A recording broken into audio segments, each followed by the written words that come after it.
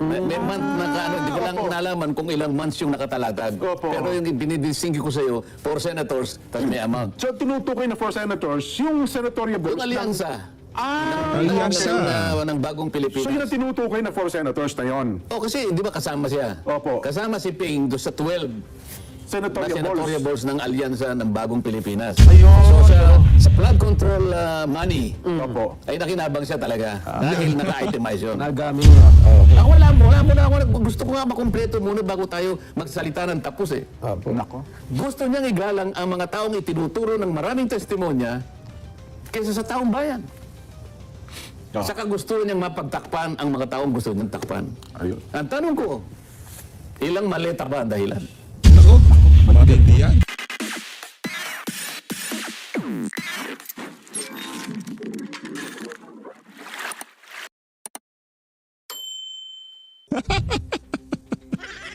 Part 2 tayo. Mainit eh. Dito sa video na to, bababaran ho nitong si Senator Dante Marcoleta at nitong si Sir Jen yung naka-itemize na listahan nitong si Adrian Bersamin na kung saan makikita ho doon sa listahan na yun, meron ho talagang naka-allocate para sa mga kandidato ng alyansa ng mga magnanakaw noong 2025 senatorial election. Pero bago yan, isang like at isang subscribe. Masaya na ho tayo sa mga gusto sumali sa ating community. Yung join button nandyan lang ho sa baba. Re-recta na ho kagad tayo. Wala nang intro-intro.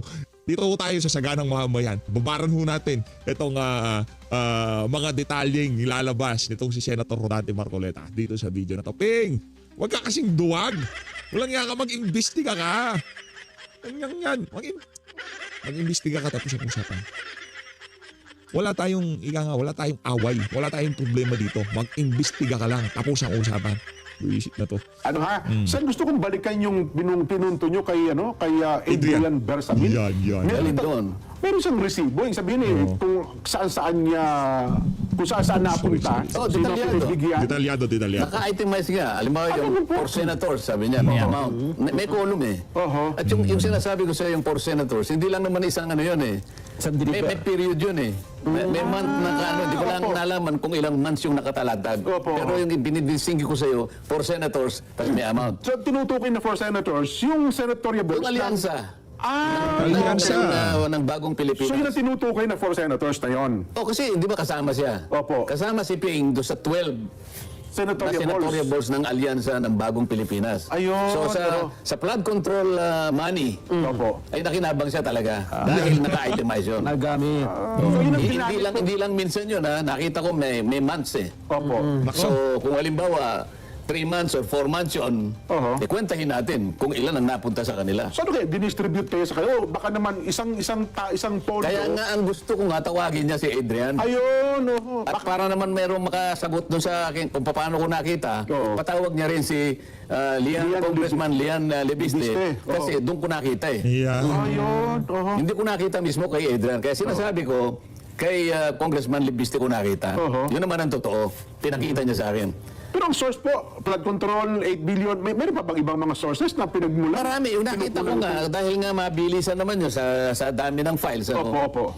At meron pang ito mga messages sa mga kilalang tao talaga na hindi mo pwedeng mapasabalian dahil yung mga telephone numbers nandun eh. Text messages pa ito. Nagte-text siya, sir, saan ko po i-deliver ito? Magiging balka kung sino yung ka-text niya. Ayoko na muna sabihin yun. Ngayon, ito yung ano ko, kaya ang hamon ko, kung talagang ikaw, na sinasabi mo ay Mr. Clean ka, grabmaster ka. Grabmaster yan. Ikaw ay merong moral compass, ano? Ikaw si Holy Willy. Ikaw si Mr. Righteous. Bahala ka sa buhay mo kung gusto mong magpaka-anghel ka kung gusto mo. Okay? Opo. Sabi mo pa nga Mainit tong si Senden. Palakpakan natin. Yan ang pinaka-abangan na sambayan ng Pilipino. Magkaroon tayo ng Vice President na senator na merong yagba na banggain yung mga bida-bida dyan sa Senado. Yan eh. Kailangan natin na magkaroon ng ganyan. Bakit po kaya palagi kayong pinatututsadahan? Hindi ko siya pinatututsadahan. Hindi ako naman personal, Jeb. Nelson, palagi ko sinasabi. Yung mga media naman, lalo na yung bayaran, bakit po mahilig kayong pasadahan ni Senator Ewan ko siguro dahil mas pogi ako sa kanya. Sabi pa niya eh. Alam mo, Jen Nelson, kahit na yung kanyang contention is highly questionable or debatable. Debatable, Kasi oh. baka maraming kumontra sa kanya eh. Di ba? Pero binibigay ko na, sige. Sige. Eh, mas pogi ka na, walang problema. Ang gusto ko lang, Mag-imbestiga ka. mag-imbestiga ka na. Sa mga bumababad dito sa PH Update. Ano lagi kong panawagan kay Ping Lacson? Ang caption ho natin, simple lang, mag-imbestiga ka. Di ba? Kahit saan tayo abutin. Kahit yung yung mga walang kapararakang hearing dyan sa House of Representatives, anak ng tokwa, nagtagal, 2 taon. Tuwad ko. Di ba? Nagtagal sila eh. Imbestiga galore ang ginawa nila. Hearing galore ang ginawa nila. Talagang marathon ang ginawa nila. Mantakan nyo, kung di tayo nagkakamali, yung tagal ng isang live sa mga social media platform, sa FB, nasa 8 hours, 12 hours siguro, mga ganun lang. Papuputol na yan eh. Mga kababayan, nagdadalawang session ho yung live nila. Nagkakaroon ng part 1 at part 2. Bakit? Dahil nga napuputol, sobrang haba. Dito, sa issue ng mga maanumalyang flood control, maraming naperwish yung ating mga kababayan dahil dito sa nakawan na to, hindi ho makapag-imbestiga itong pinglak ng Petrang Karapata. Patuloy na natin ang pagdiling. Ikaw lang Tuloy. pinakapogi sa mundaigdig kung gusto mo. Yan. Ang sa akin lang, ang gusto ko ay yung gusto ng taong bayan. Yan. Ayun. Nandyan tayo kasi dahil tayo yung pinaniniwalaan, tayo na lang inaasahan eh. Pagkatapos kumurba ka pa. Ayun nga. Kumurba ka pa. Jen, hindi ko pa nasasabi sa'yo, doon sa accounting na yon, mayroong balanse. Paano balance? Ano ang balanse? Hindi na ibigay o hindi nakuha? Hindi pa kasi nga, siguro nagkaroon ng problema nga eh. Mayroong balanse na 1.2 billion. 1.2 Na hindi pa billion. na ibibigay si Na Adrian? sa aking palagay, nasa pag-iingat ni Adrian Bersamin. Kasi yun ang Adrian! Lang nga ka Adrian Bersamin ha. Meron ka pa palang 1.8 billion. Ba, tayo na. huling report niya. Nakuha ko yung huling balance eh. Merong opening balance, merong closing balance. Baka naman pocket money na Ngayon, po ni... kung talagang matapang ka, kung talagang lalaki ka, Ping, patawag mo itong dalawa. Yan. Tingnan natin kung hindi totoo yung sinasabi ni Adrian Bersamin. Tingnan natin kung mapasusubalian mo yung accounting. O yan ang hamon natin. Oh, Sinasabi ko, share. I-viral ho natin to ngayong weekend. Ipa-viral ho natin to. Kailangan makita to ng sambayan ng Pilipino. Dapat marinig ito ng sambayan ng Pilipino. Dapat manamnam ito ng sambayan ng Pilipino. Merong tinatago si Ping Lacson. Merong pinagtatakpan si Ping Lacson. Ngayon kung wala at mali si PH Update, di ba? Hindi totoo yung sinasabi ni PH Update. Malugod ho nating tatanggapin yan. Basta't mag-imbestiga ka lang at ipatawag yung mga individual na binabanggit ng mamang yan na si Senator Rodante Marcoleta. Papalakpak natin. pa sa kanya, kasi napakalaki Nigigil mo ko ha. ng nalalaman ni Saldico. Sa akin kasing palagay din, hindi niya dapat gamitin na como yung tao na sa ibang bansa, kailangan kanya itong binidyo niya, ilagay niya kanya sa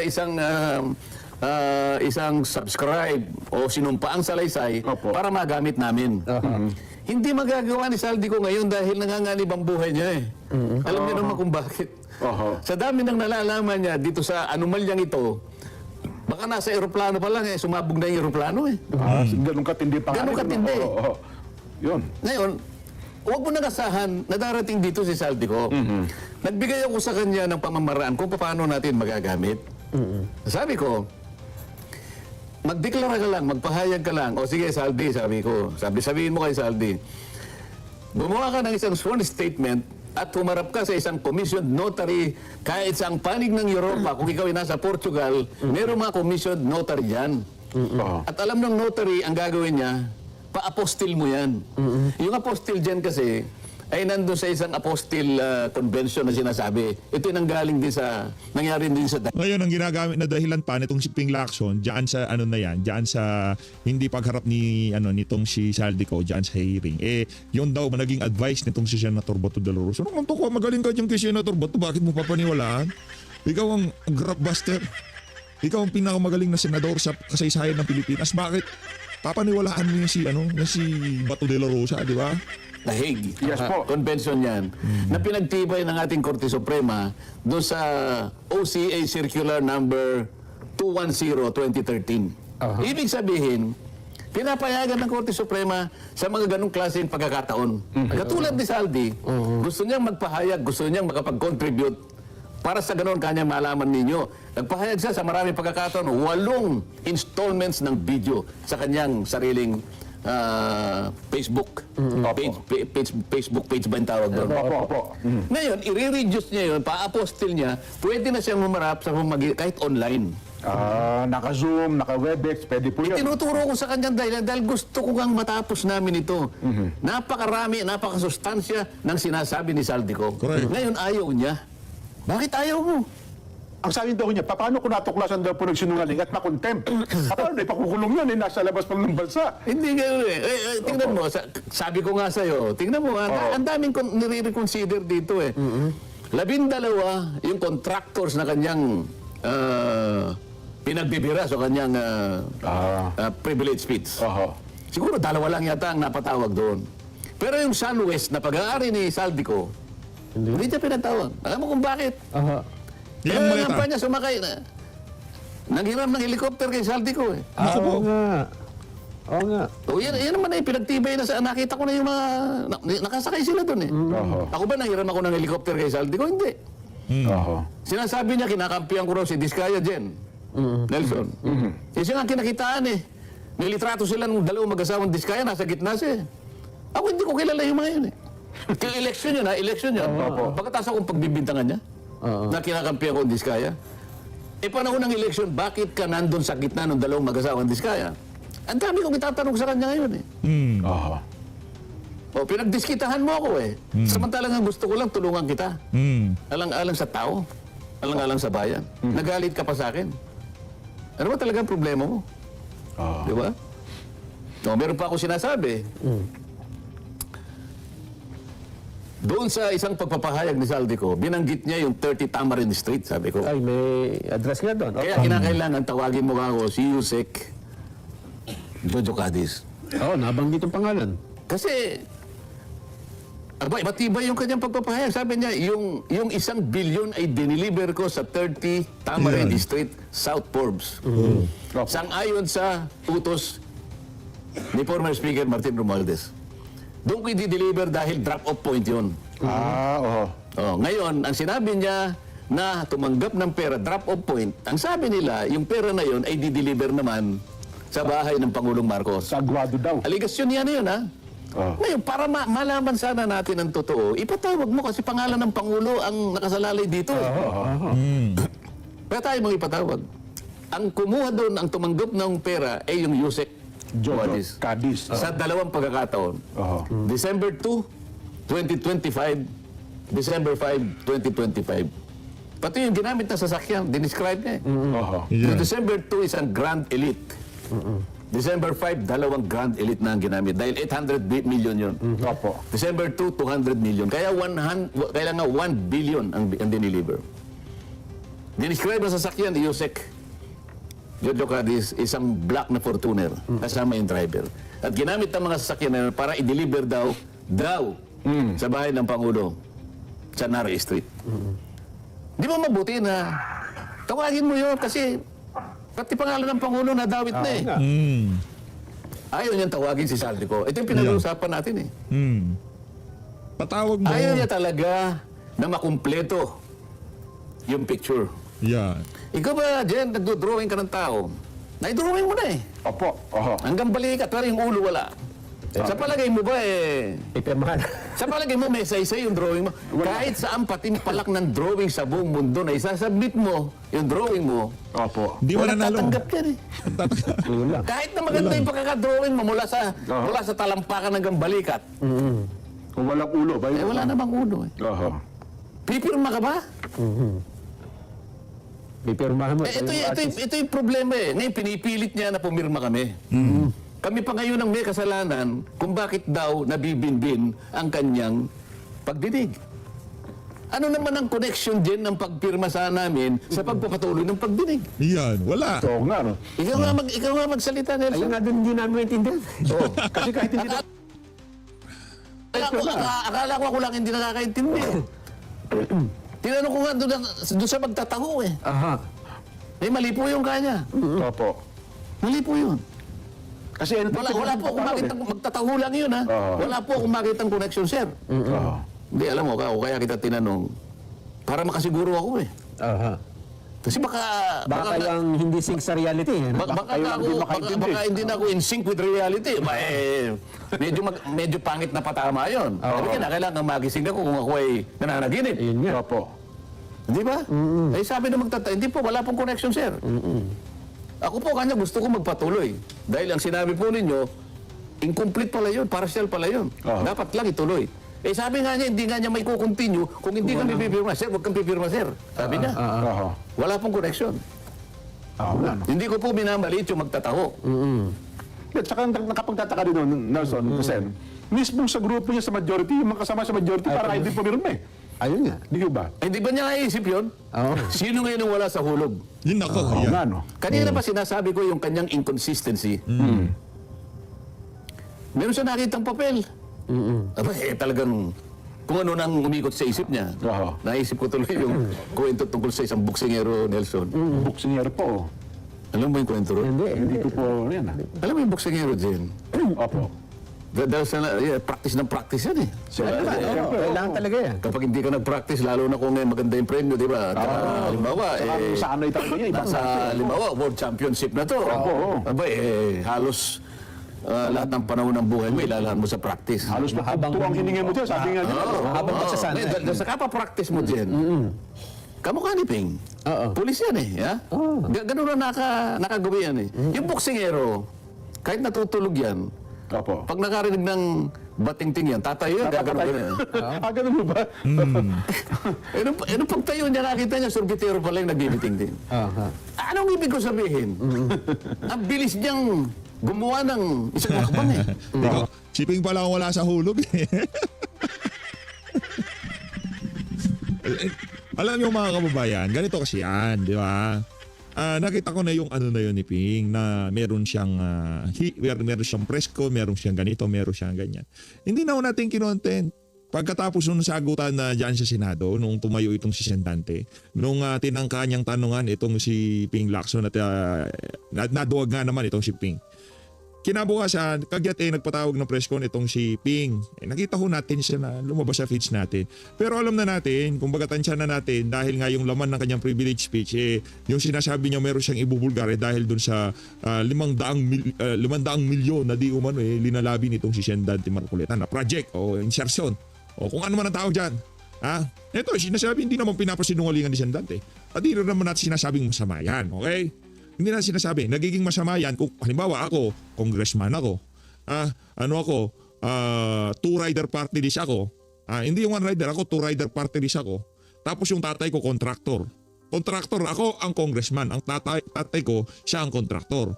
Ngayon, congressman ako, maglalabi ako ng project, kukuha ako ng project kung ano-ano. Makikipag-dikit ako sa pamunuan ng House of Representatives para merong matrabaho yung construction company ng tatay ko, iyon naman, doon tayo may problema. Pero kung pirma lang ng isang congressman yung proyekto na yan at meron namang pag-aaral, merong tawagin na feasibility studies, yung proyekto na yan na talagang makiging kapag-ipagnabang kung sakaling na-implement at nagawa ng maayos at hindi substandard at the ghost project. Binigay kay Cabral, binigay sa DPWH, kay Bunuan o kung sino man, wala na kung pananagutan yung congressman doon. Diba?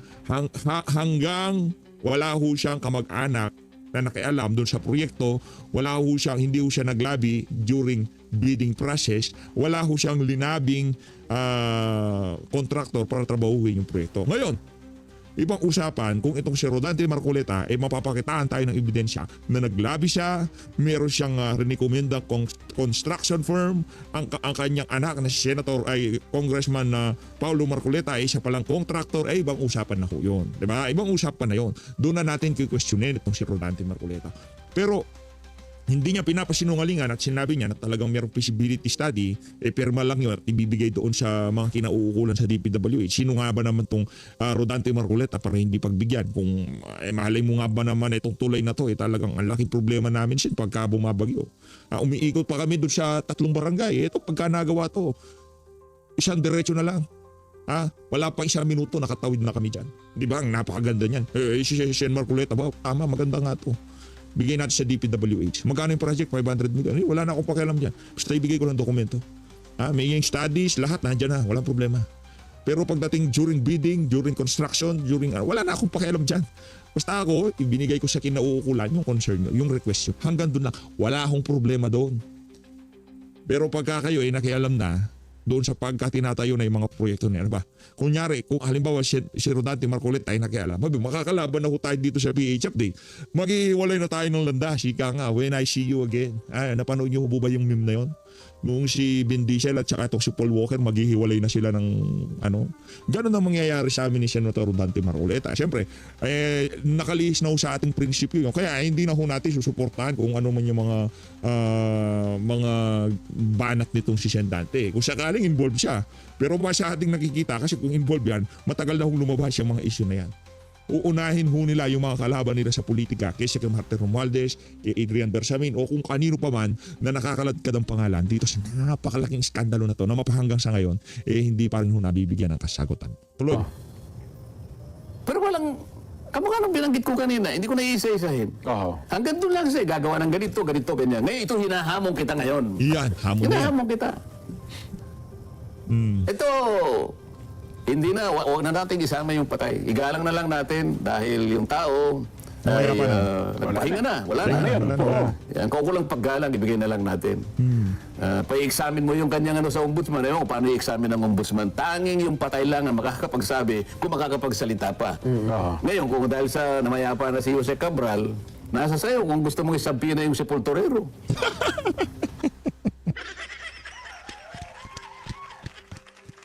Yeah. Gusto mo? Sabihin na natin.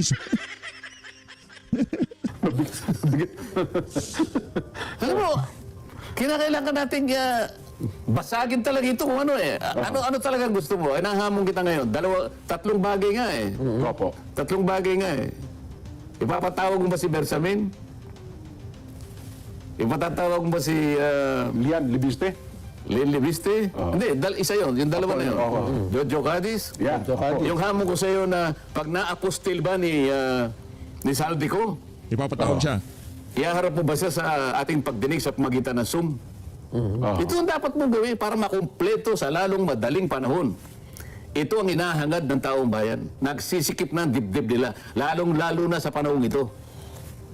Kung hirap ang buhay nila, ito ang isang dahilan kung bakit nasa adlak sila sa ganitong kalagayan. Pero yung sa nga mo, pag naipakita ko ba, yung kahilingan ng ating SP, dahil sa kanyang pananaw na maaaring dapat niyang i-endorse yun. Makakatulong naman sa constituents. Dadalhin ba sa ombudsman yun? Pupunta ka ba sa... Hindi, tatawag ka ba ng ng press con at sabihin mo, tsakin nyo kung ito'y na-implement at na-implement bang mabuti ito. Ganyan. Yan ang maliwanag na hamon. Ngayon, kapag hindi mo tinanggap ang hamon ko, tao na hahuhusga sa'yo. Dahil mo ipatawag si Bersamin at saka si Congressman Libiste, tao na ang suhusga sa'yo. Meron silang resibo. Isabina mo, duces tecum ad testificandum. Kasi dalawa yun Yes po. Yung duces tecum, yung dokumento. Ad testificandum, kinakailangan mag-testify. Yung katawan, yung may tao mismo. At si Lian, ganun din, kasi meron siyang kopya. Pagharapin natin sila. At dyan makikita ng taong bayan kung sino ang nagmamali-malinisan dito. At kung sino yung pumoporma na akala mo moral crusader. Tingnan natin. Pero sa tingin mo, magpapatawag pa po yan, Sen? Parang wala nang balak magpatawag ulit Hindi, baka kinakailangan niyang tugunin ang hamon ko Kasi sa ngayon, wala na siyang balak magpatawag. Yung patibong nakikita ko na. Nakikita ko na yung patibong. Kapag ka pumirma yung majority, Jen, bakit ko ipapatuloy ito pumirma na kayo? Sa rules natin, sa regulasyon natin, pagka nakapirma ng majority, yun ay signal para reported out na ito. Yun nga. At ito ay ipagtatanggol ko na sa plenaryo. Ano man ang maging hugis nito, wala na akong problema sa inyo kasi nakapirma na kayo rito. Tapos na tayo. Tapos na rin ang inahangad ng ating taong bayan Dahil hindi na nila makikita kailanman. Hindi na matutuldukan kailanman kung sino ang may kasalanan Nako. sa karimari-marim na pagnanakaw sa kaban ng bayan. Hindi kaya mas magiging malaking kahiyan yun, sir, pagka matapos kayo pumirma, lalo sa hindi rin patawag. Nasa sa kanya yun. Di ba? So mamili siya ngayon. Oo. Hindi yung pakwento-kwentong kutsero na lang ang... Ito malinisan, malinawan. Magkalinawan tayo talaga. O, tungkol sa Tamarin Street, alam mo ang ginawa pa niya? Sa kagustuhan niya, na yung Tamarin Street na yon ay hindi kay Romualdez. Opo. May nagpatawag, naalala, nagpatawag siya ng ano eh. Nagpatawag siya ng dalawang nakata. Opo, oo.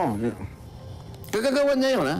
Hindi niya pinakita yung pangalan at ang sinabi niya sa amin, nag-submit sila ng sworn statement kanya, alam ko ang tunay niya. Siya lang ang nakakaalam. Oho. Siya lang ang nakakaalam ng tunay na pangalan ng dalawang babae na yan. At siya lang ang nakakaalam, siya lang may hawak ng sworn statement kung meron man talaga na binigay. Sapat kami, wala kami hawak eh. Ah, ganun ba? Yung sana ang pagbabasihan ng aking pagtatanong. Oho. Ito pa nakakatawa, Jen, Nelson. Yan. Nung ako magtatanong sa kanila, Ang sumasagot siya. alam mo kung sino yung sumasagot? Ayun nga. Hindi, sino yung Yung sumasagot? chairman po ng Blue Ribbon, Hindi nga ako viral sa social media. makapaniwala. Akala ko naman, yung umpisa lang, introduction niya lang, di nagpatuloy ako. Opo. Pagtanong ko ulit, siya na naman ang sumagot. Pangatlo, siya na naman ang sumagot. Nakalima ako ng tanong, limang sumagot. Sasabihin ko sana sa kanya, teka muna, Ping. Teka muna, Ping. Dapat sumumpa ka muna eh. Oho. Kasi ikaw sumasagot eh, pero hindi ka pa sumumpa eh. Pero hindi niyo ginawa. Hindi ko ginawa eh. Bilang paggalang. Bilang Ikaw muna, paggalang King. ko sana sa kanya, pero di wala nang kagalang-galang eh. At ang gusto niyang igalang, yung mga taong kasangkot dito sa pagnanakaw nito. Ayon dun sa mga testimonya. Ako wala muna ako, gusto ko nga makumpleto muna bago tayo magsalita ng tapos eh. Opo. Nako. Gusto niyang igalang ang mga taong itinuturo ng maraming testimonya kaysa sa taong bayan. Saka gusto niyang mapagtakpan ang mga taong gusto niyang takpan. Ayun. Ang tanong ko, ilang maleta ba ang dahilan? Nako, mabigat matindi yan. Ilang maleta ba ang dahilan? Nako, yan na nga ho ba sinasabi natin. Ito ang problema dito eh. Pagka ganyan na nagtanong itong si Senator Rodante Marcoleta, hindi ka naman magtatanong ng ganyan kung walang ano yan. Kundi mabigat yung mga kargada, wala ho siyang nalalaman, di ba? Ika nga, wala panigurado ho tayo. Meron ng alas itong si Senator Rodante Marcoleta diyan sa maleta-maleta na yan. Ang tanong, ilang maleta ba, Ping Lacson? Yan, ano.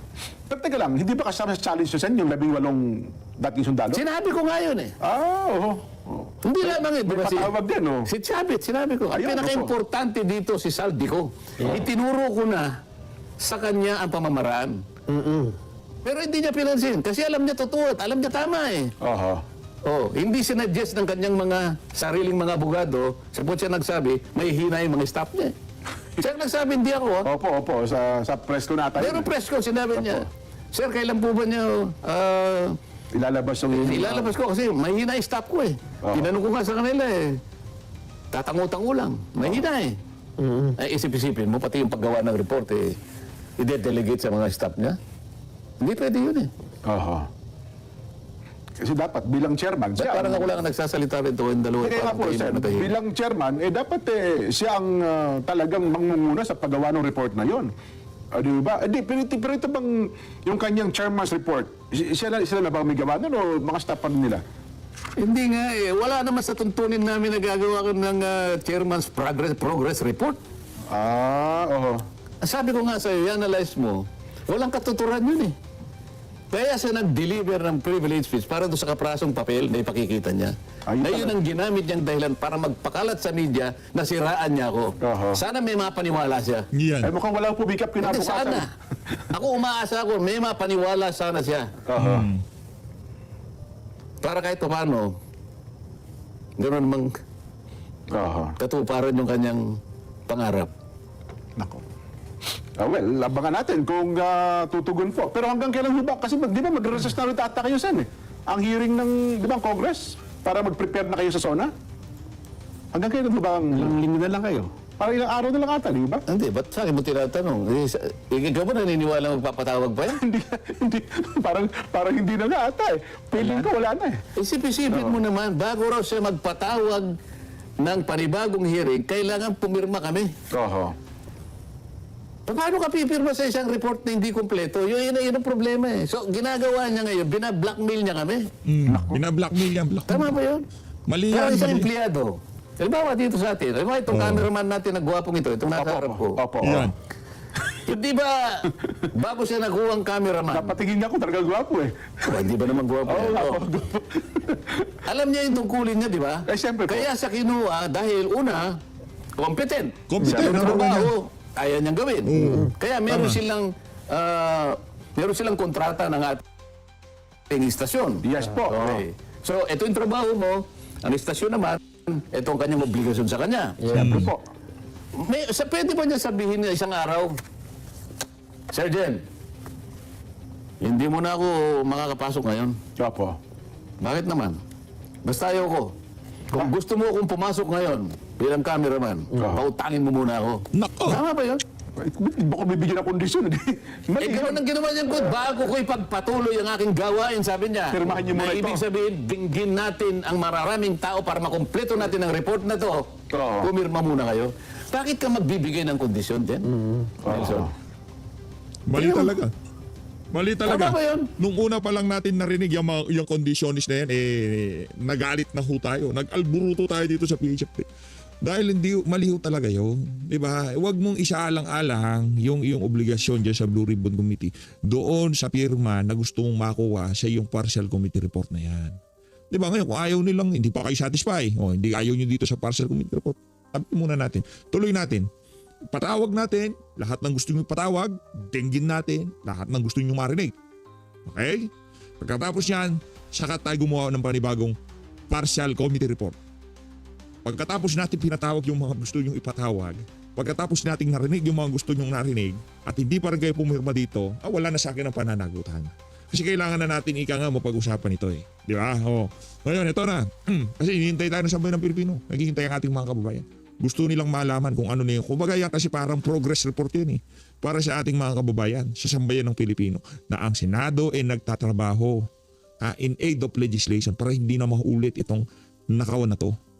Ngayon, pagka hindi pa kayo pumirma, pagkatapos nyo narinig, pagkatapos natin pinatawag yung mga gusto nyo ipatawag, iba usapan na yan. Doon na natin banatan yung mga nasa minority at majority na ayaw pumirma dyan sa committee report, partial committee report. Diba? Ngayon, kung napakarami pang kulang at gusto mo magpapirma, kagaya ng sinasabi ni si Senator Rodante Marcoleta, trap yan. Diba? Tama lang yung naging desisyon ng mga kasamahan niya na hindi pirmahan yung basura partial committee report na yan. Kaya tingin ko, wala na siyang balak magpatawag Wala na. ng kahit anong klaseng pagdinig. Yeah. Nung nakaraan nga, nasabi ko kasi sabi, patatawag na yung Chavit Singson, di ba? Parang 14, di ba? Pagdating nung Akala petsa ko nun, din bago eh. yun pala. Oo, naawa nga ako kay Gob Singson, nalin lang na naman niya. April 14 ang nakalagay. Kasi pinuntahan pa yung sa opisina si Senator Ping, di ba? Nagpunta Pati nga pa. ako, binigyan niya ng kopya doon sa sulat. Kaya alam ko ito eh. Oo. Binigyan ako ng sulat. Sinulatan niya si Ping at si Senate President Soto. Soto. At ako para ipaalam niya na siya ay gustong tumistigo. O ngayon, si Ping naman, kagaya na sinasabi ko, ayoko na siyang tawagin na senador. Si Ping naman, Senador. pinagbigyan siya. Senador. Lalaki si Ping. Alam ko may period siya pero lalaki yan. Ay strong nga eh, di ba? Lalaki siya, di ba? Sabi niya, okay, sa April 14, ikaw ay aming inimbitahan. Yan. Ngayon, binibigyan kita hanggang April 7 para mag-submit ka ng sworn statement at iba pang mga dokumento kaugnay nito. Opo. Binibigyan kita hanggang alas 5 ng hapon ng April 7 na isubmit mo. So, yung governor naman, alam niya na sa umaga siguro, wala pa namang kasi hanggang 5 o'clock naman. 5 o'clock na nga po. Nananghali yata siya sa Manila Yacht Club. Hindi ba Kasi lapit na? malapit, kaya Opo. nandun siya. Ngayon, nung malapit na siyang matapos, Opo. tinawagan daw siya. Oo. Nabalitaan ko na, tinawagan daw siya nung isa sa kanyang mga staff sa bahay. Sir, wag na po kayong tumuloy. Sabi, bakit? May na-receive po kami ng email, 9:15 yata ng umaga nung araw na yon, Oho. na ipinagpapaliban muna until further notice. Naku, oo. So, ang masakit pa nito, Ang ginamit sa isang dahilan pa kung ba't niya kinancel dahil hindi pa raw nagbibigay ng Wala sworn pang sworn statement si Governor Chavit. Chavit. Opo, oo. Ay, nabuisit yung tao. Ikaw ba hindi ka mabubuisit sa ganong klaseng? Sino ngayon ang wala sa hulog? wala sa hulog si Ping. Sen, ako base sa iyong pagpapaliwanag, wala talaga sa hulog yung si Ping Lacson. Hindi, sa totoo lang, bilib tayo dyan. Hindi lang naman si Senator Dante Marcoleta ang bumilib dyan sa mama. Bilib tayo dyan. Yung mga datihan sa PH update, alam nila yan. Na noong panahon ni Tatay Digong, kahit na ika nga dahil hindi yan pinapansin ni dating Pangulong Rodrigo Duterte, pumupustura siya na neutral na bumabaling sa opposition noong mga panahon na yon, di ba? Bumabanat siya na sa mga bagong leader ang nakikita kong magiging susunod na presidente si Sara Duterte. Meron siya mga ganung bitaw eh. Ano naman, kumbaga, nasa hulog naman siya noon. Pero noong nag-umpisa na siyang recruit ng alyansa ng mga magnanakaw dyan sa Malacanang, doon na nagkahindot-hindot ang political career niya. Kaya nga ang tanong ni Senator Dante Marcoleta, gaano karaming maleta ba? Anak na perang karap. Sino wala sa hulog? Alas 5, yung tao nandun na sa Manila. Share. Pagkatapos makapananghalian, pupunta at ibibigay yung kanyang sworn statement. Yung pa yung ginamit mo isa sa dahilan. Kaya mo kinancel. Nako. So, tanong ko, sinasagot ko lang yung tanong mo kung may balak pa talaga magpahiring ito. Nako. Mukhang... Sana magpahiring ka pero ang kaunahan mong hiringan, yung hamon ko sa'yo, tawagin mo si Adrian Bersamin, tawagin mo si Congressman Lian, at pagkatapos tawagin mo yung Jojo Cadiz. At tanggapin mo yung apostilled na statement ni Saldico, mag-zoom tayo, at pagkatapos isama mo na yung 18 ex-soldiers na hayagang nagpahayag ng kanilang kagustuhan at kanilang kakayahan na mag-contribute sa igahayag ng katotohanan sa likod ng manumalyang flood control na yan. Yeah. Anyway, Sen, ano ha? Bumati mo na tayo. Pambabati mo tayo, pampalubag-loob. At Mainit si Sen. tension, ano ha? Happy 70th birthday po kay Brother Nari. Itong si Sir Jen, di ako binabati. Pa-shoutout naman ako, Sir Jen. Isa shoutout lang dyan. Ako, abid pa na ako ng nasyagaan ng mamamayan eh. Talaga sinusubaybayan ko yan kahit saan, nagluluto, lahat to ng oras, basta yan syagaan ng mamamayan din eh. Talagang sinusubaybayan ho natin niya. Kaya naman, Sir Jen, baka naman pa-shoutout. Isa shoutout lang kay PH Update. Masaya na ho tayo dyan. Hayun na nga mga kababayan, dito na natatapusin ang ating reaction video. Maraming salamat sa pag-support sa PH Update. Wala sa hulog si Pilipinas. Mahalin na natin Pilipinas.